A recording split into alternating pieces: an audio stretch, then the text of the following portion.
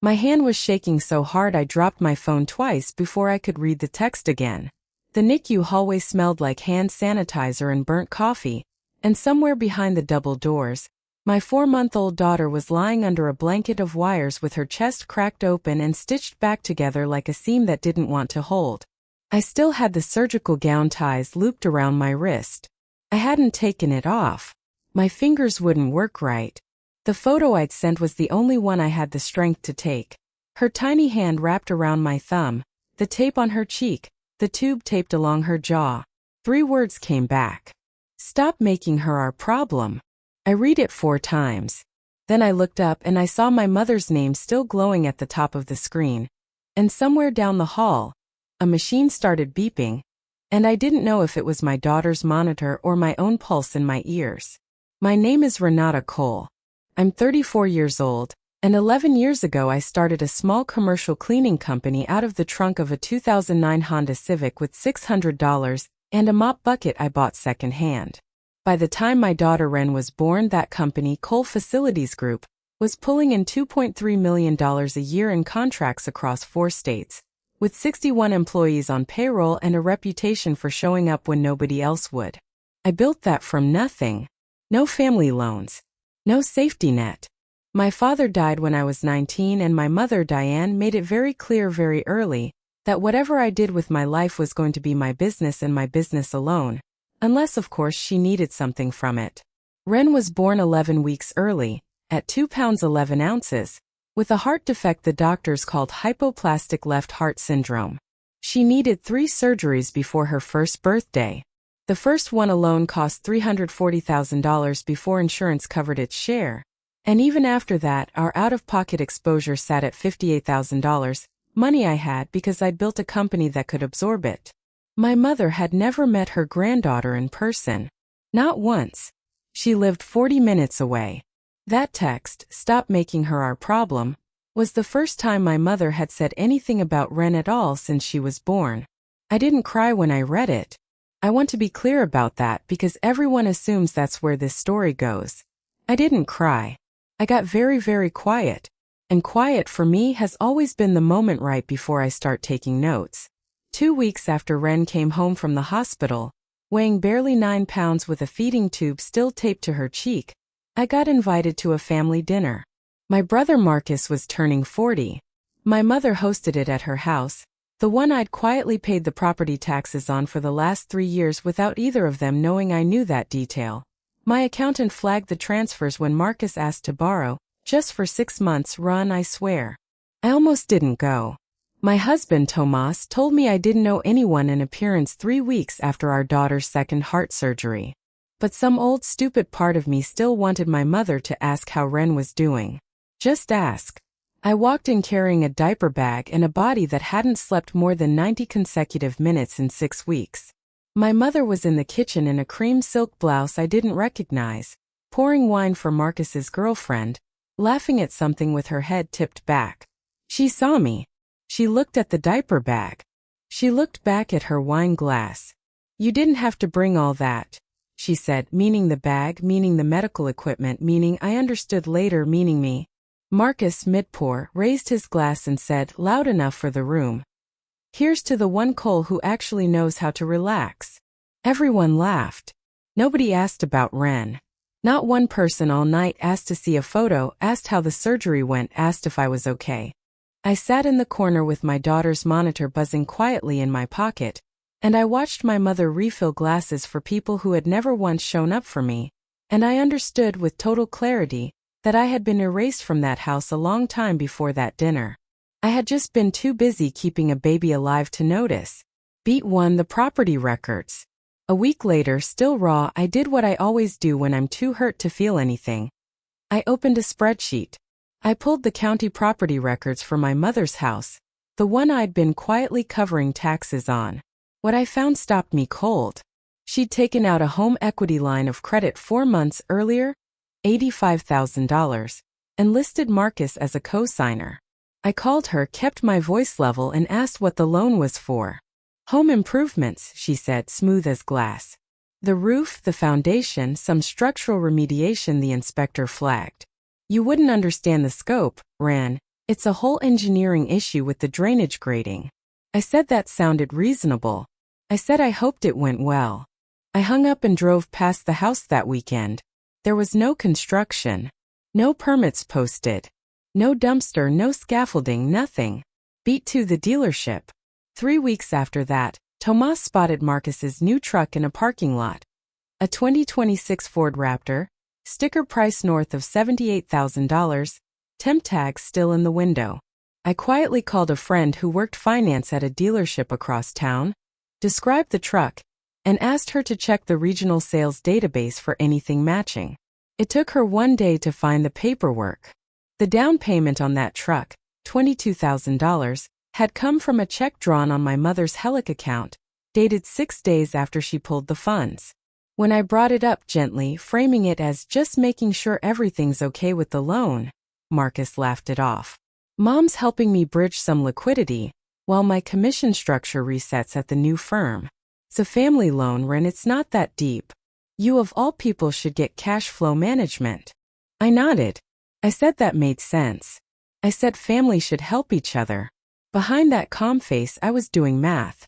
My mother had turned my stop making her our problem into an $85,000 line of credit for my brother's truck, while my daughter's hospital bills sat in a folder on my kitchen counter. B3 overheard. The betrayal that actually broke something in me happened by accident. I'd stopped by my mother's house to drop off a birthday gift for my nephew, and I heard them before I opened the side door. My mother and Marcus in the kitchen mid-conversation, neither of them expecting me. She'll never ask for it back, my mother was saying. She's too proud. She'd rather pay for everything herself than admit her family doesn't want anything to do with her sick kid. Marcus laughed, an ugly, easy laugh. Honestly, it's kind of perfect. Let her keep writing checks and playing hero. We just have to stay out of the way and let her feel needed. I stood on that side porch for 11 full seconds, my hand still on the door handle, and I did not go inside. I got back in my car, I drove 2 blocks, and I pulled over and sat in silence until my hand stopped shaking. Beat 4, the lie behind the lie. That was the moment I stopped being hurt and started being methodical. I hired a forensic accountant, a woman named Priya Anand who specialized in family trust disputes, and asked her to trace every dollar of that Helic. It took her 9 days. The $85,000 hadn't gone to a roof. $22,000 went to Marcus's truck down payment. $31,000 had gone to my mother's credit card debt. Debt racked up, according to statement dates, on a cruise, a designer handbag, and 4 separate spa retreat charges the same month Ren was in the NICU. The remaining $32,000 had been transferred, in 3 installments, into an account belonging to Marcus's girlfriend Sabine, a woman my mother had met exactly twice. I sat with those numbers for a long time. My mother hadn't just refused to help my daughter. She had actively leveraged her house, the house I quietly kept afloat, to fund my brother's lifestyle and his girlfriend's bank account. In the same window of time she'd texted me to stop making my dying infant our problem. I didn't confront anyone yet. I closed the laptop, went upstairs, and sat next to Ren's crib listening to her breathe. And I made a decision that had nothing to do with anger anymore. It had become something colder and much more useful than anger. I decided to disappear into someone smaller. For the next 6 weeks, I let my family believe exactly what they wanted to believe about me. That I was drowning, that I was too exhausted and too grateful for scraps of attention to ever push back. I started showing up to family gatherings in the same 3 faded shirts, hair undone, eyes red-rimmed. Some of that wasn't even acting, but I leaned into it hard. I let my voice go soft and apologetic. I stopped correcting Marcus when he talked over me. I let my mother forget my name in a sentence and just smiled instead of flinching. Inside, every single time I was taking inventory. I told Tomas the strategy in plain words one night in our kitchen. They think weak people don't watch closely, I said. They're wrong. Weak people are the only ones anyone stops performing for. If I look defeated, they'll stop hiding things from me. They'll get sloppy in front of someone they've already dismissed. I started bringing an old spiral notebook to family dinners, the same beat-up brown one Marcus used to mock in college, the one he called my loser accountant journal. I let him see it, let him roll his eyes at it, let it become a running joke. Nobody ever suspected the joke. They didn't know Priya's report was inside that notebook, printed in 12-point font, folded into the back pocket. They didn't know I had bank statements. They thought they were watching a broken woman doodling to cope. I let them believe that for 6 weeks. Every dismissive comment, every eye roll, every "you look tired, Ren, are you even sleeping?" I absorbed it, thanked them for their concern, and wrote the date down later that night. The bait was simple, and it was the notebook itself. On a Tuesday, I accidentally left it on my mother's kitchen counter after dropping off groceries, something I'd started doing weekly, playing the dutiful, exhausted daughter still trying to earn her mother's love. I made sure the notebook was visible enough to be found, but not so obvious it looked planted. Inside the front cover, I'd written a fake, half-finished letter to Tomas. "I think I need to just give Mom the rest of what's in the business account. I can't keep fighting everyone. Maybe it's easier to just let it go." It wasn't true. Not one word. It was the cheese in the trap. I also did something Marcus and my mother didn't know about. I asked my nephew, 16 years old and quietly fond of his Aunt Ran, if I could leave a small at-home security camera for the porch since packages keep getting stolen. He said sure without asking questions. The camera had a wide-angle lens that happened to cover most of the kitchen table through the open doorway, with two-way audio and a live feed to my phone. For 4 days, nothing happened. Then on the 5th night, my phone buzzed under the dinner table where I sat with Tomas, and I felt it against my leg like a held breath. I opened the feed under the table, screen dimmed low, and watched my mother and Marcus sit at her kitchen table with my notebook open between them. "She actually wrote, 'Give Mom the rest of the account,'" my mother said, laughing under her breath. "God, she really is falling apart. Good. Maybe now she'll finally act like family instead of the martyr." Marcus leaned back, grinning. "Let's push a little. Tell her the loan needs refinancing. Get another draw before she catches on. She's basically handing it to us." I sat at my own dinner table 40 minutes away, watching that footage in real time, my heart perfectly steady, and I finally understood the shape of the trap I'd need to set for the last piece. The piece that would make all of this undeniable in public, where no one could later say I'd misunderstood or exaggerated or overreacted. I chose my mother's 65th birthday dinner. 18 people, a private room at the steakhouse she loved. The kind of event she'd never miss a chance to hold court at.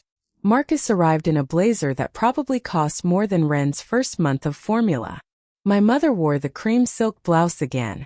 Ren, now 6 months old, scar healing along her sternum, was home with Tomas's mother. I wasn't willing to let this room anywhere near her. Halfway through dinner, my mother tapped her glass and stood to give a toast about family showing up for each other, no matter what. Marcus raised his glass and, looking directly at me with a smirk he didn't bother to hide, added, "Some people just need reminding that not everyone owes them a front row seat to their drama." The table laughed. That was the cue. I stood calm, unhurried, and set my old brown notebook on the table. I didn't raise my voice. I never do.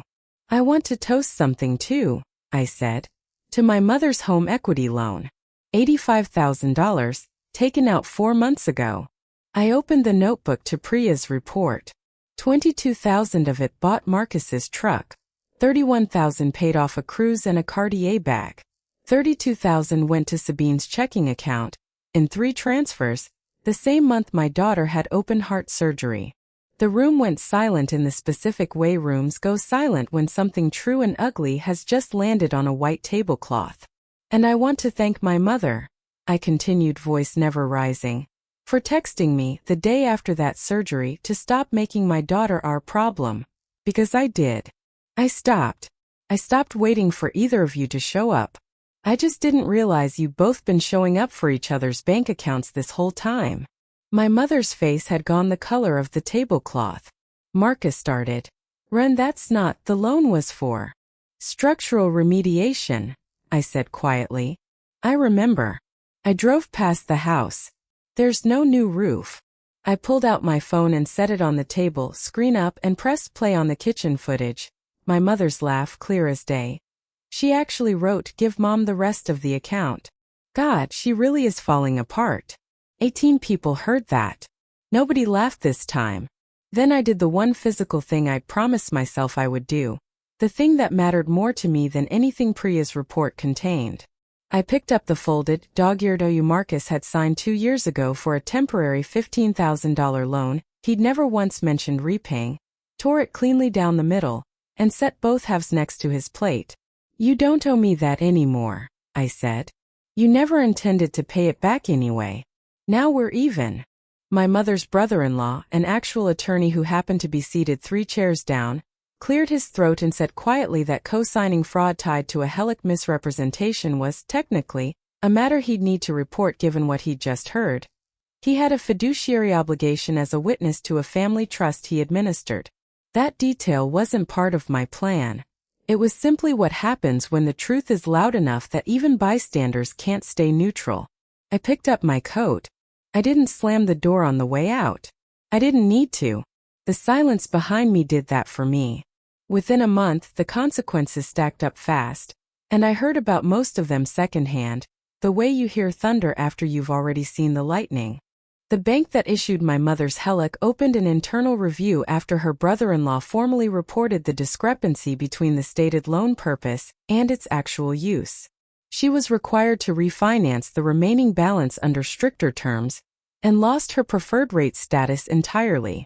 Marcus's employer, a mid-sized wealth management firm ironically, received an anonymous compliance tip about personal financial irregularities involving a family loan, triggering an internal HR review. He was placed on a performance improvement plan within 3 weeks and quietly let go before the quarter ended, officially for restructuring, unofficially for reasons everyone in that office understood perfectly well. Sabine, it turned out, had no idea the $32,000 she'd received had been drawn from a fraudulent home equity claim. When she learned the truth, she ended things with Marcus within the week, telling a mutual friend she wasn't going to be collateral damage in whatever that family has going on. My mother's social circle, the book club, the church committee she chaired, didn't need a courtroom to render a verdict.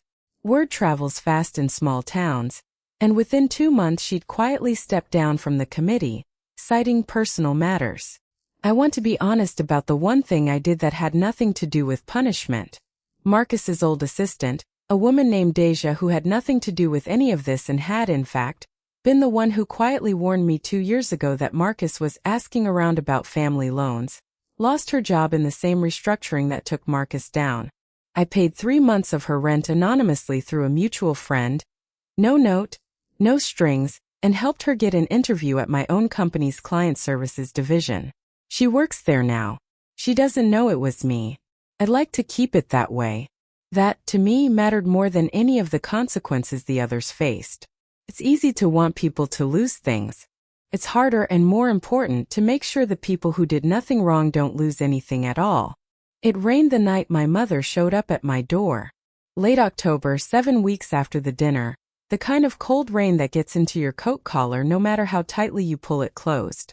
She stood on my porch without an umbrella, hair flattened to her scalp, a single tote bag at her feet that looked like it held everything she'd grabbed in a hurry.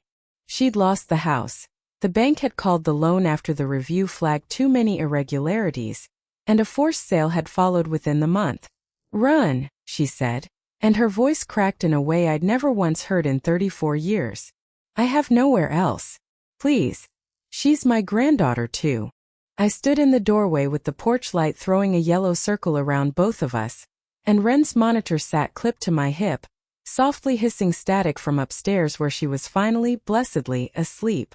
"You made your choice the day you told me to stop making her our problem," I said, and my voice didn't shake at all. "I kept my word. She's not your problem. She's not going to become your solution either." I closed the door. Gently. No slam. I didn't need one. Tomas was waiting in the kitchen with 2 cups of tea already poured, like he'd known exactly when I'd come back inside. He didn't ask what happened. He just slid 1 cup toward me and said, "You okay?" "I'm better than okay," I said, and for the first time in almost a year I actually believed it. I finally feel like nobody in that family gets to make me small again. He reached across the table and took my hand, and upstairs the monitor picked up the small, steady sound of our daughter breathing, a sound that, after everything, had become the only sound I ever needed permission from again. Here's what I learned, and I mean this plainly, not as a lecture. The people who tell you not to make your pain their problem have usually already decided you're not worth the trouble of loving out loud. You don't have to beg people into showing up for you. You just have to stop performing for the ones who never plan to. If someone shows you, in writing, exactly how little you matter to them, believe them the first time.